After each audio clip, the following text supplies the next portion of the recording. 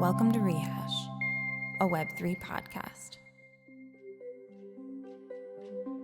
Hey everybody, welcome to season 2 of Rehash, a Web3 podcast. I'm your host, Diana Chen, and in our first episode of season 2, we have the honor of speaking with the anonymous backer of our Mirror crowdfund who contributed 5 ETH and came in first place on the winner's podium and earned themselves a spot on this podcast. And today we are doxing this Anon for the first time. He is actually someone who has played an integral role in my crypto journey and just successfully closed a large financing round for his company, Unstoppable Domains. We have none other than Matthew Gould, co-founder and CEO of Unstoppable Domains, with us today. Welcome, Matt. How are you? I'm doing great. Very happy to be here. Thank you, and congratulations on taking first place in our Mirror crowdfund and getting to be our very first guest on season 2 of the podcast. I'm super excited to talk to you.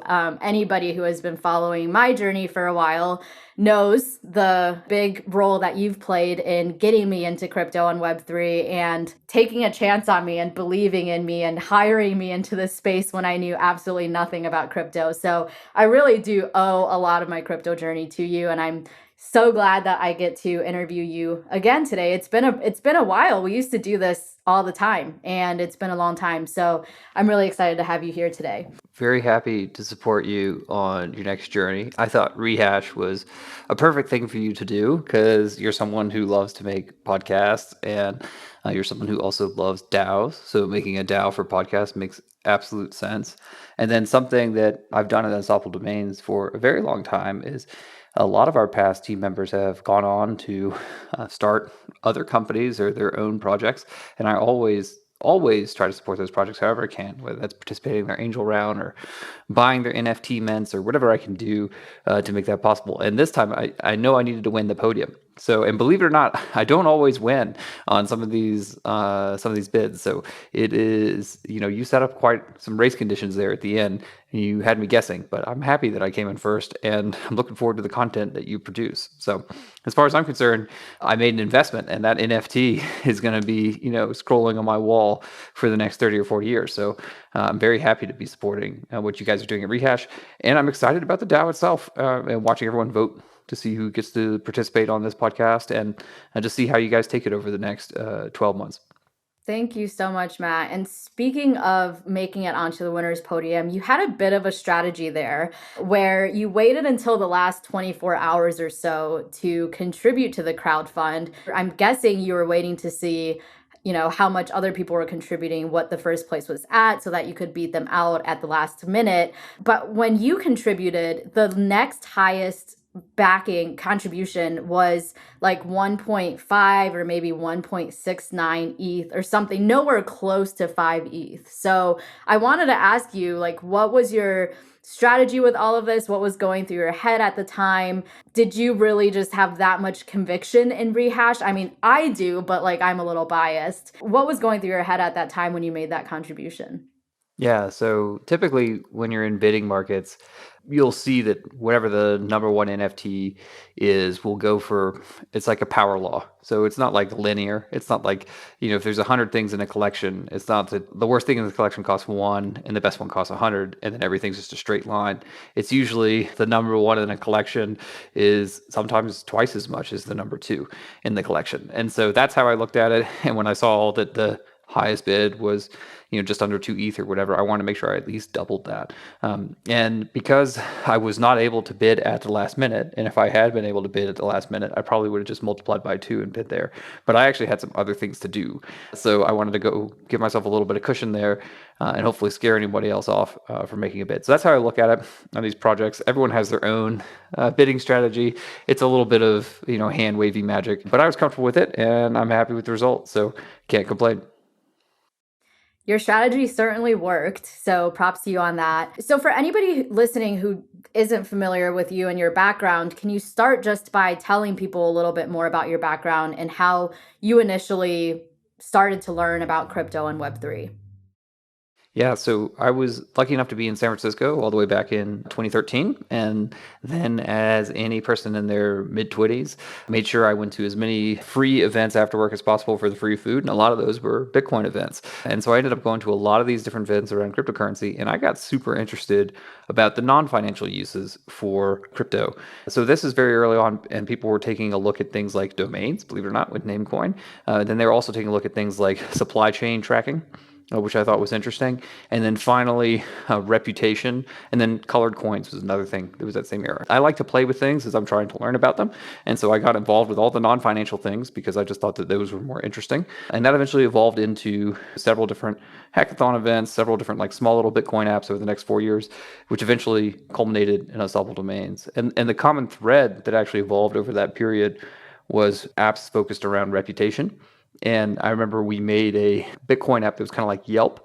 And it meant so that when you made a purchase on something, you could leave a review. And then at the time, a big problem with Yelp was that there was a lot of fraud. And so when you made a purchase with Bitcoin here, you could sign the transaction to prove that you had made that purchase. So it was like verified reputation for small businesses that were accepting cryptocurrency. And having that reputation was cool. And when I was taking a look at domain names, I thought that domain names would be a good way to have a portable reputation so that you didn't have to build a separate reputation system for each different application that you're interacting with. You could just have one username that you could use across those apps to work as kind of like your Web3 identity. And this is before we had the words Web3. It was before NFTs, before all this stuff. But that's how I eventually ended up working on NFT domains. Gotcha. So that was the original vision of Unstoppable. Has that vision shifted over time? Is that still the current vision, or is it something slightly different today? So it actually ended up being more about that than I had originally anticipated. I remember when we started the company, we actually took a look at the traditional domains market. We said, okay, traditional domains market is 300 million registered domains, and it's like 20 to 50 million small business customers or whatever. And we knew fundamentally that NFT domains were going to be for all consumers on the internet because we thought everyone was going to be sending crypto back and forth to each other. So we knew it could be like 3 billion people. And that meant tens of billions of domain names. But it's kind of hard to imagine, I guess 4 years ago, that it would have moved this fast. So it's really moved much faster in that direction than we thought. We also initially thought that people would be much more excited about the cryptocurrency use case for sending and receiving cryptocurrency. And that is still one of the primary things that people use their domains for. But they're actually a lot more excited about using these domain names as their ID on the internet than we thought before. So people are changing their Twitter handles. You can see that with crypto.nft, .eth, several other extensions, .sol, .tezos. So people are starting to use these for their identity on their social networks a lot more than I would have expected. So I think it's like much faster than I thought.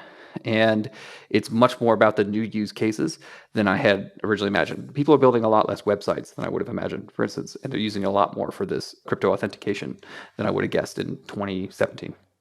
Yeah. And then one of the unique features about Unstoppable domains is that they're owned and not rented.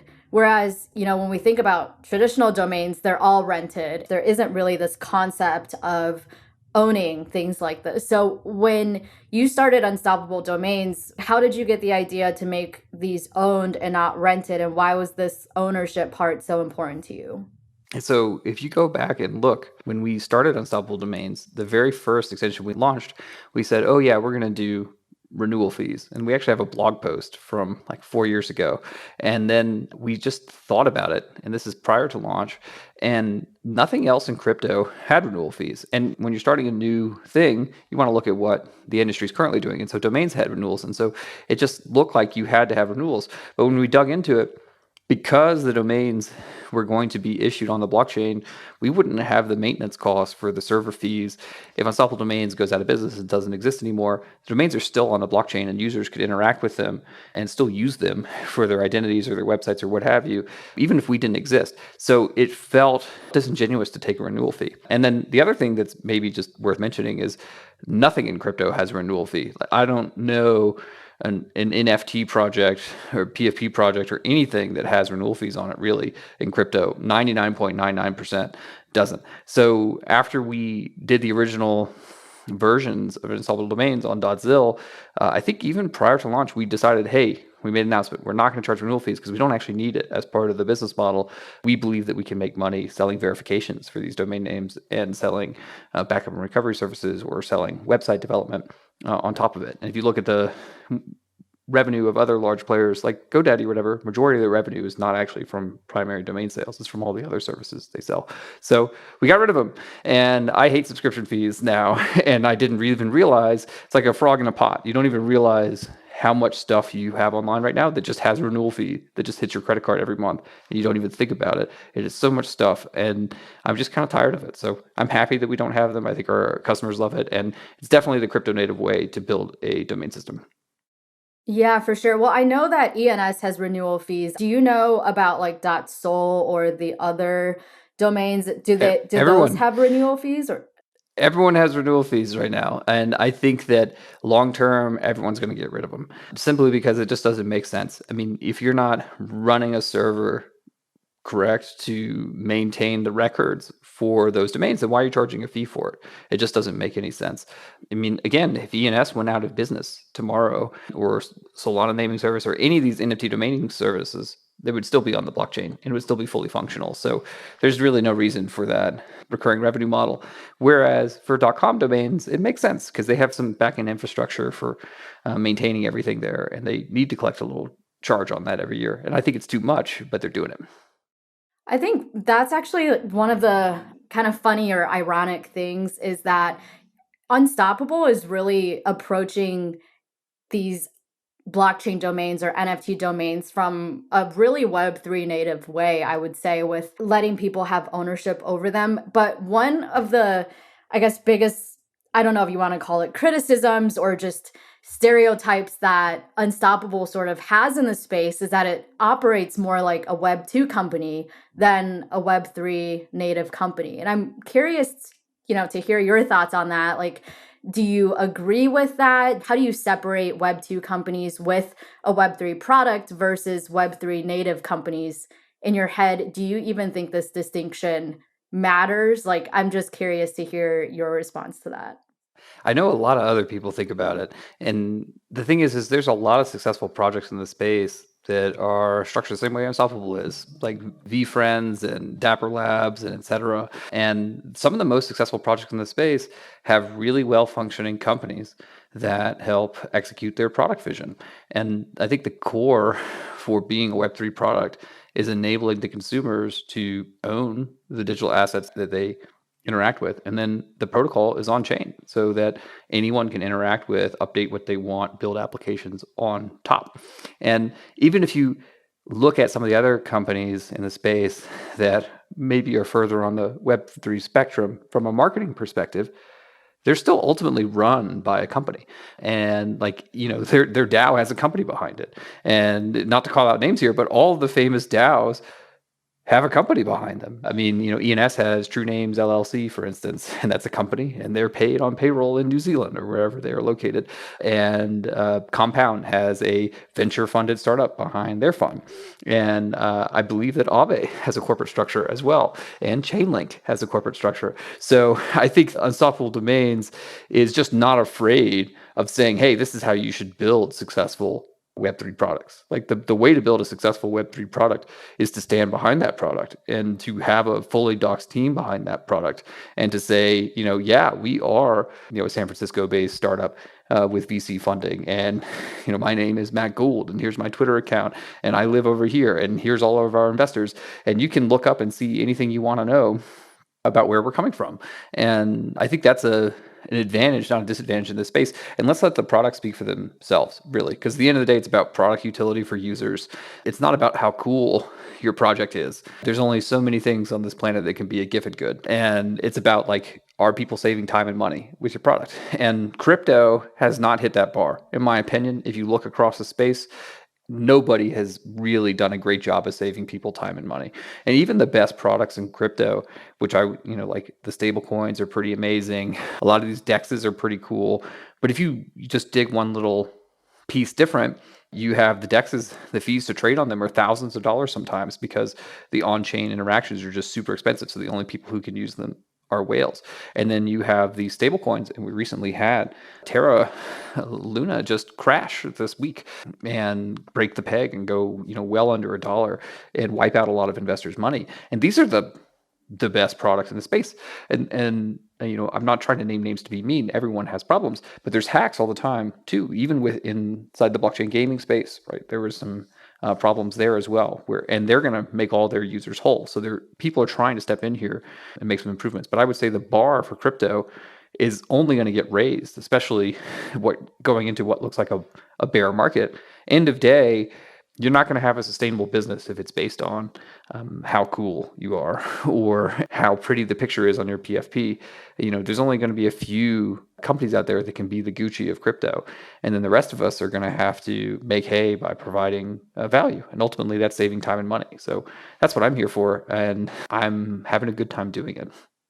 That's a really good point. And I think people are really going to start realizing that now that we've sort of entered into this bear market, and the people who are in it for the short-term gains are probably getting hit the hardest, and they'll realize sooner than later that, if you aren't seeing the long-term vision of what Web3 is and what crypto is trying to do, then you're probably not going to find as much success in the long term. And then last question for you about NFT domains specifically is, you've sort of talked about how Unstoppable Domains started, what the use cases you thought were going to be, and how that ended up playing out. Looking ahead into the future, what is your best guess as to how people are going to be using NFT domains in, 2 years out in the future or more? So we're going to keep building on NFT domains as identity. And our first goal, so I have this funny little chart that I have for the engineering team. And I say we have 3 waves of innovation that we have to do at Unstoppable Domains. And so short term, we have to significantly improve the UX. So that's what I'm talking about over the next 6 to 18 months. And that's just, people are still afraid of losing their crypto keys. People are still afraid of signing transactions on the blockchain to set these things up. And I'm not just I'm talking about people who own crypto, not new people, but people who actually already own crypto on Coinbase or something. They're afraid to interact with Web3 products. So we have to improve that part. And that's the thing that we need to focus on the next 6 to 18 months. We got to nail it. And then the second part is we're trying to build a new market. It's a new category for user-owned, self-sovereign identity.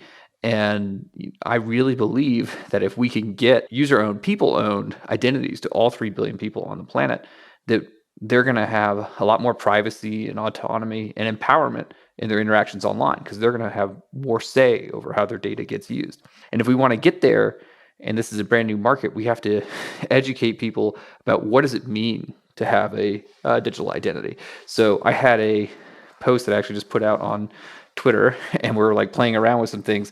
And what we want to do, it's like a consumer behavior, right? And so we just made these things, and these things are kind of cool. So if these little crypto cards out, and this is like an NFC chip, right? So that I have my Matt.crypto NFT card right here, and you can scan this and you can look up my profile and then potentially share contact information. We're experimenting because we want people to understand your digital Web3 identity can be part of your physical world and your Web2 world, and how that interaction is. So that's the second wave that we have to invest in. And then the third wave, which is the really long wave, and this one doesn't actually decrease, it's more just up and to the right, is building in utility into the product. And utility only has 2 forms, really. That's save people time or save them money. And I actually like to say it a little bit different. It's make people time and make people money. And when we're looking at digital identity, how can we help make time and make money for you? Well, if we can make it easier for you to log in to all 50 apps that you have usernames on, where you don't have to worry about all those passwords, we're saving you a bunch of time. If we can pre-populate websites when you're interacting with them with information about yourself, for instance, maybe your clothing size and your color preferences, so that your shopping experience can be customized, that's you bringing Web3 data to a Web2 application, then we're saving you time there. And then potentially, if we allow users to share data about themselves when they're interacting with apps, those apps could give them discounts, so we could potentially save you money. So those are the 3 waves of innovation. It's really UX first, and then it's understanding this new concept of digital identity in the medium term, and then long run, it's all about time and money. That was a long answer, but I think about it a lot. That was a great answer. And I really want to dive into that medium term about your digital identity. I think that's something that we hear people talk about a lot. I want to take a step back and first of all, get your thoughts on when you say digital identity, what is it that you're talking about? And how do you compare that with how you think about your physical identity? Okay, so it's kind of an interesting question. So there's several components to constructing a digital identity. And I do think that your digital identity is just a part of your real life identity. And we're trying to bridge that gap between those two. And one way to kind of think about it is your digital identity should enable you to bring around all this information about yourself to all the places and things that you interact in your life right now. And people can think about that right now. It's easy to imagine maybe some more basic use cases like being able to have portable medical records. Like we've been trying to have portable medical records for forever. It hasn't really worked for consumers yet. It doesn't feel like it's worked. And then you want to talk about like bringing around a persistent username across applications when you're interacting on the internet, and so that it's easier for people to find you and look up information about you or contact you. We want to talk about having a universal endpoint for messaging, right? Where so like right now, you have a different phone number, it's different than your email, it's different than your Twitter handle, and all these things are kind of mixed in different places. So if we get digital identity right, we should be able to simplify a lot of this information overload. We should be able to simplify that down so that your real life can be more pleasant. So I think digital identity should be an extension of your in real life identity. And I think that it should hopefully save you or make you time and money by making it more convenient for you to interact with all your data. Okay, got it. So when you think about digital identity, you're really thinking about the things that actually make up how people can contact you and how you can socialize with the rest of the world. So your phone number, your email, your Twitter handle, things like that. What about other things that people hold really close to their identity? For example, their political beliefs or their religious beliefs. Do you see all of these things as being important parts of your digital identity, or are there other factors too that you see as being important parts of your digital identity other than just your communication methods? Mm. So when I'm thinking about digital identity, what we're trying to do is just build tools to make it easier for you to collect all the data that you're already generating about yourself into a spot that you can have control over that. And I guess if you're asking me, do I think that who you are is a collection of all the things that you do? Then and think I think that's true. So I think that like if you have a bunch of data about all the places that you go to and your favorite foods and what you think on these topics, and you do have that collection, I think that is a very close representation of who you are, especially at scale. And we're already seeing this online. And whether you like it or not, retailers like Amazon and Walmart and Google are all creating identities for you right now, like on your browser right now. They have a cookie assigned to Diana and or an identifier assigned to you. And they know exactly what you like to search for and shop for online. And my problem with that is they're defining who you are. You can't correct that information. And we already know that if corporations are in charge with keeping information about you, they get it wrong all the time. They get it wrong on credit reports, and they make decisions on loans or acceptance or all sorts of things that are very negative for people. So I don't think you're going to have a choice really in forming some sort of digital identity because it's already being done. And what we're just trying to do is return that back to users so that they can be the ones who can, review it and make sure that the information about them is accurate or the way that they would present themselves.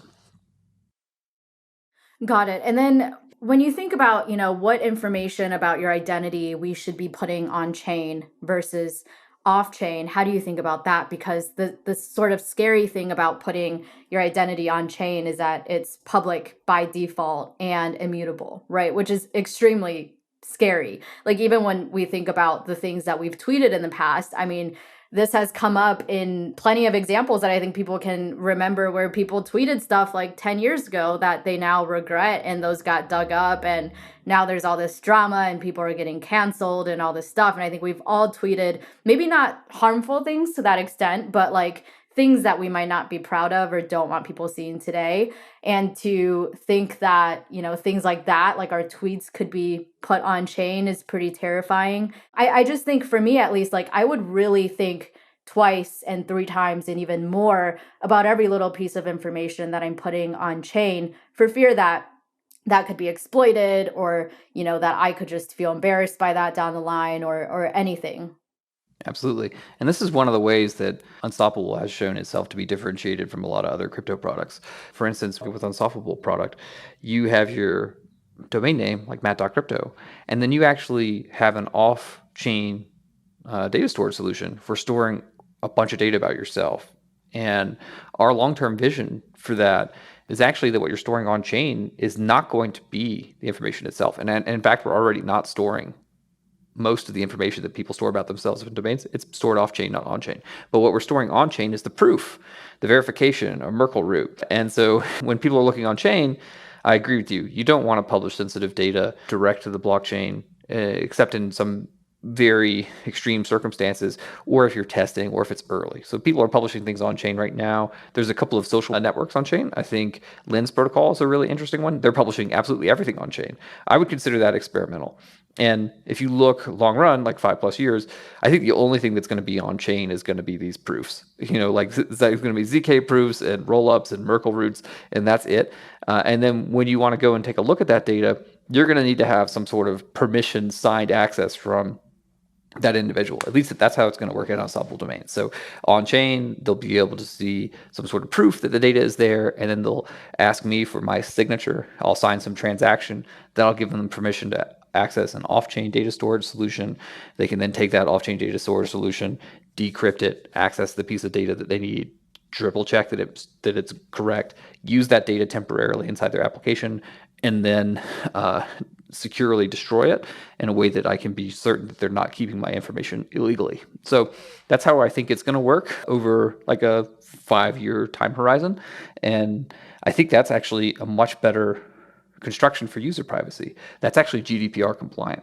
And was speaking with some pretty large cloud providers, and they actually have entire departments dedicated to zero knowledge clean rooms. I think they call them clean rooms. And that's where you can submit information in to the cloud provider, and then the application, like a DeFi app, can say, hey, we want to check this person's KYC information, make sure that they're allowed to trade in the state of New York.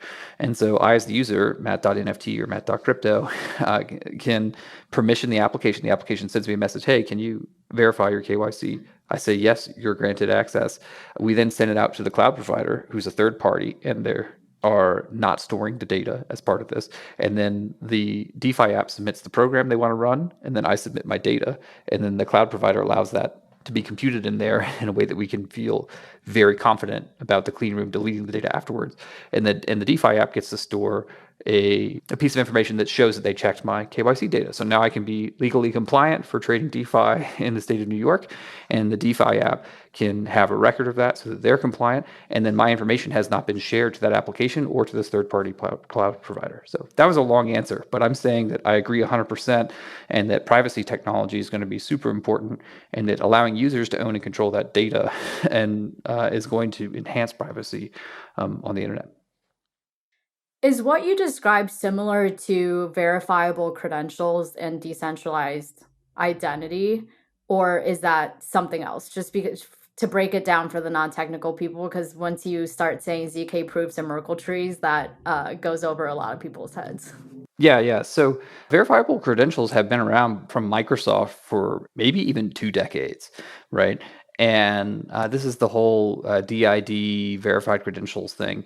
And it never took off. And the reason why it has not been successful is they haven't solved the core problems of having endpoints that users can own and control, or providing ways to complete compute on that data while maintaining privacy. So I actually don't think they've solved any of the problems other than having essentially an oracle that says this is true or false.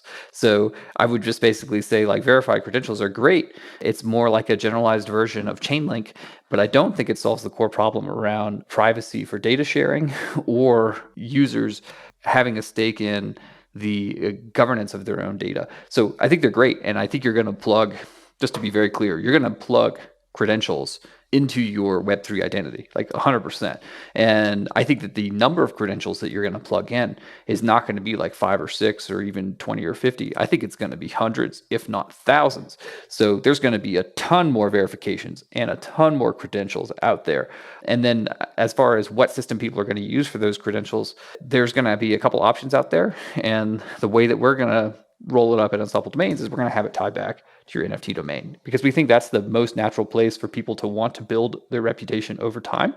And we think that using crypto tech to be able to verify that information is going to be a much cleaner solution than what we currently have. Fascinating. Okay, so zooming out beyond digital identity and all of this good stuff, I'm curious, what else is super exciting to you in the Web3 space right now besides digital identity and blockchain domains? Well, I still love all this NFT art stuff, and it's such a weird thing to be in love with. We're definitely entering a bear market. So I'm fully expecting a lot of these digital art projects to drop 95+% in value or whatever.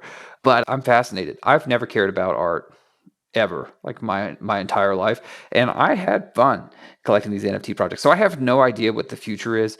I'm pretty sure the future, there's going to be a few $1 million animal projects out there, I'm sure, but there's going to be a lot of other stuff out there too. And I'm excited to see more Web2 companies cross over to Web3 and using this technology to help people collect and keep memories about their life. And art is an expression of that. So there's all sorts of things I collected. For instance, I used to collect baseball cards when I was a kid. I have a autographed David Justice baseball card somewhere in my dad's basement, and I have no idea where it is. But if that thing was digital, it would be so easy for me to find it, right? And then I had Magic the Gathering cards. Like, I just had a bunch of stuff as a kid, right? And I lost a lot of those memories. And I think that this NFT art and this NFT collectibles thing has a real opportunity to make it easier for people to collect their memories digitally and keep them longer term. And there's all sorts of other cool stuff that's happening there. So I'm fascinated with that.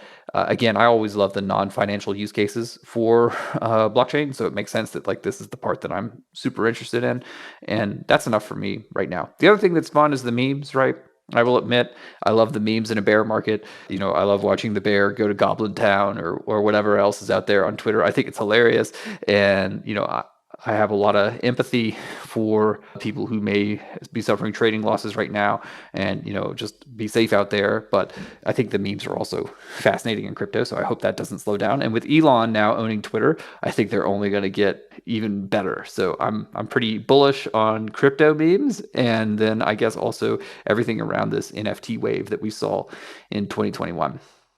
Do you think that the types of projects being built out moving forward as we're entering into a bear market that could potentially last for months or even a year plus, do you think the types of projects being built in a bear market are going to be different? Like, do you think that there's going to be as many animal PFP projects? Like, people had so much fun with the animal PFPs over, in a bull market when everybody's doing well and everyone's in a good mood and these are just fun things. But in a bear market, do you see projects like this actually succeeding, or do you see other types of projects really coming to the forefront and being more popular than the types of projects that we saw the most of during a bull market? So one thing I think is going to go away is the speculation, because the speculation just doesn't work if the prices aren't going up. And then it's very hard to say which projects were mostly speculation versus which projects had connected with something that people wanted to experience. So I think the speculation is going to go away. That would be one prediction. Another prediction I have is that regulatory arbitrage is not going to be that successful, because if you're building a technology product, really you want something that's 10 times better, right? And so when I was looking at NFT domains, I thought to myself, well, this is 10 times better, because instead of having a domain name sitting on a server that people couldn't build on top of very easily and that people didn't own and they couldn't move around themselves, now you had something that a user could own, and then they could update it however they want to, and the developers come in and build whatever type of application they would want on top of there without having to talk to .com or VeriSign, whoever owned it. So like, it's a much more open much more open system. So I thought it was literally 10x better. But if you look, a lot of these projects out there, they're actually just latching onto regulatory arbitrage. And I personally think that a lot of venture capitalists in San Francisco venture capitalists, I should say globally, right, are culpable because, VCs love regulatory arbitrage. And the two that they latched onto have some very negative effects. And so one of them was the ICO bubble in 2017, where people were creating these tokens. And I'm worried that a lot of these tokens don't have a lot of long-term value. I'm not saying all, but I am saying 99%. And if you read the tokens have no rights. They have no guarantee to any of the future earnings of the project or anything like that. And so if you're looking at just the preference stack of common shares and bonds and equity and everything, where do tokens fit? Like, they're all the way at the top and they really have no claim. So I think tokens are way overemphasized in the space. And that's just a regulatory arbitrage for not trying to have a security with the SEC. So I don't think that'll last because the SEC is super slow. But eventually, they'll be able to close that gap either by regulating these things or by opening up and permissioning more of these things to happen. So that's one form of regulatory arbitrage. And then DAOs. Like, I don't think there's that big of a difference between a DAO that's committed to a project and then committing to that project and running that project, and then a company that's committed to a project like Unstoppable Domains and running that project.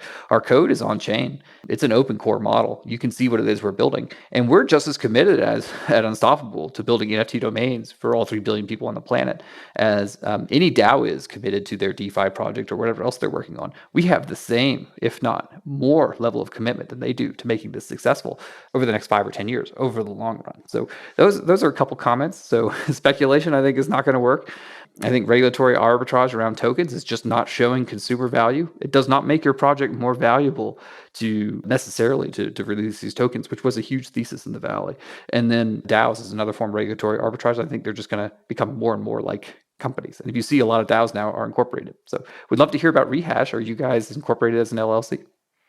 We are not. No, Okay. we're a less formal DAO at the moment, but we're getting there. We're a few weeks into Rehash, so we're still in the very early stages, and we're getting there. But you're considering it, If you, like setting up an LLC of for a bank course, account. Yeah. Okay. Yeah. Well, there you yeah, go. So yeah. Rehash just got spun up like super quick. Like it everything happened in like 2 weeks. got it. So we're still in the early stages of building that out, but definitely that's part of the long-term roadmap. So if I'm curious, if you had to give your best guess, how long do you see this bear market lasting? This is hard because we just got here. I will say, though, this feels like a 2001 moment for specifically crypto. And if you look back at 2001, people got hit hard for several years on that one. And why do I say it's like that? Well, up to 2001, a lot of people in the dot-com bubble were making money by selling to each other. Like Yahoo would sell ads to eBay, right? And so there was this incestuous moving of money around inside the ecosystem, but there was not a lot of utility being provided to everyday consumers.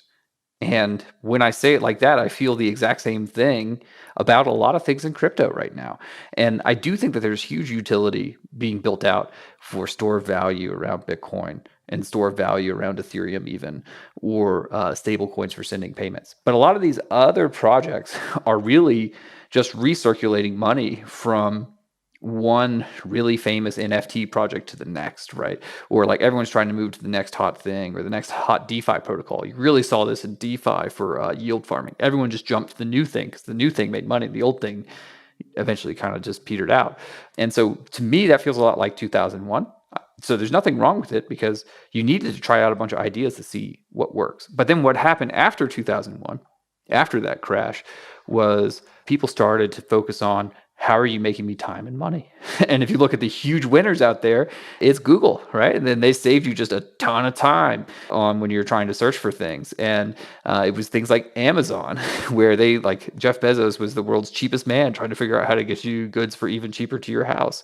And that's when those companies started their 20-year journey. And both of those companies, by the way, existed before the bubble crashed. So maybe that would be another prediction I would make, is that the real big successes coming out of crypto are going to be companies that already know how to make money, that are working on saving people or making people time and money and have those commitments to those 10 plus year timeframes. So it would not be things that are focused on speculation. It would not be things focused on regulatory arbitrage. I think those are less likely to provide lasting value, particularly in a down market.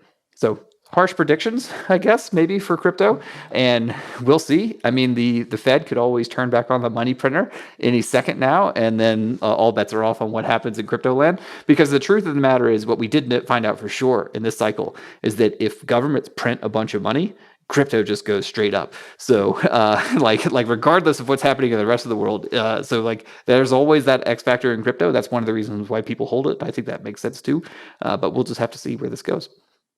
Yeah. And then not to continue being pessimistic, but if crypto completely ceases to exist in 5 years and everybody goes back and works for FANG companies and we return to our lives, pre-crypto, why do you think that would be?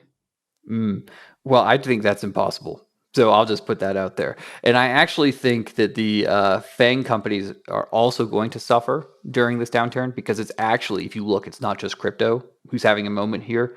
Tech stocks are down, 40 to 70% across the board. So I should have been more broad in my generalization there. And a lot of these FANG companies have not been providing value either. They've just been taking money from people. So I think that like Facebook and Amazon, well, maybe not Amazon, but a couple of these companies are also susceptible. Google has not innovated search, in my opinion. I know there's some people from Google out there going to be mad at me at this, but you guys have not innovated search in a decade. I apologize. It feels the same as it was a decade ago, except now there's more links that suck. And that's like the only difference between the last 10 years on Google. Yeah, I know you're doing a great job making it as good as you can, but I'm just saying those companies have not really innovated either. I know a lot of really smart people, and I had a tweet about this sitting at FANG companies, and they're basically just sipping lattes and not doing very much, sitting on the roof of Hooli, if you've seen the Silicon Valley show. And like, I think that's going to end too if we have a recession. It just depends on how deep it is.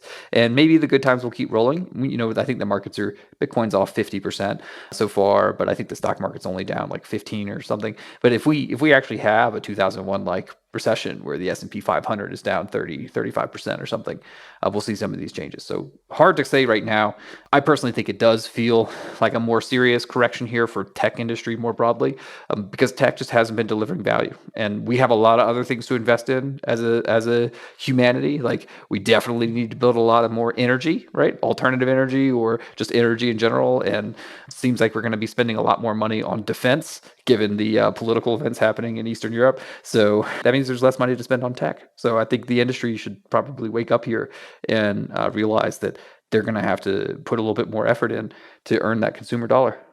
All right. Well, on that bleak note, I want to switch gears a bit and end on more of a positive note. And so what we're doing for this season of the podcast is bringing back a fan favorite game that I played with guests on a past podcast, and it's called This or That. And have you played this game, Matt? I think I know what we're doing. Yeah, I think I can figure this out.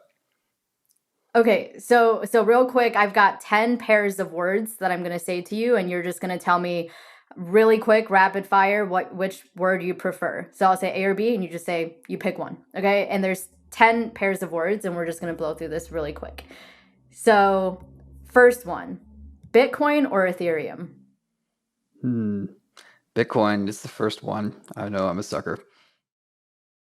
All right, that's fair. Yeah, it's just really quick, no explanation needed, no thinking needed, just real quick. Crypto or Web3? Web3. NFTs or DeFi? NFTs. Apes or punks? Apes. Bear market or bull market? Bear market. Building or investing? Building. Books or podcasts? Books. San Francisco or Reno? San Francisco. Mountains or lakes? Mountains. Okay, and the last one, Gen X or millennials? Wow. I'm going to pass. You can say boomers. Yeah, boomers. That's yeah, the whole crypto thing, boomers. Yeah, that's boomers my thing. for the win. Yeah. I was going to say I don't want to end negative. I'm super positive on the promise of new technology to make people's lives better, and that's why I'm here. Like I wouldn't be working on this. This wouldn't be my full-time thing if I didn't believe that it was possible. I do think that, markets come in cycles, and I think the bear markets are the best for building. So I think that actually we're going to get some of the best stuff coming out of crypto over the next 2-3 years. So that's the silver lining to any market turmoil that we might have. And like the good news is when we learn how to use something new, it doesn't go away. Like you said, are we all going to go back to Web 2? And I'm like, no way. Like this technology is invented. Time does not go backwards. So like for sure, we're going to be using more Web 3 tech over the next 3 to 10 years. And now we get to spend more time in the lab building it. I don't think there's anything wrong with that. I love it. Great note to end on. I totally agree. Looking forward to the bear market too myself. Last thing, Matt, before you go, tell people where they can find you if they want to follow you and get in touch with you, and also where people can go to learn more about Unstoppable Domains. So you can go to unstoppabledomains.com, and then on Twitter, that's at unstoppableweb. And then I'm also on Twitter at Matthew E. Gould. And just feel free to reach out. I'm on there. My DMs are open. And look forward to spending the next several years building even more crypto stuff.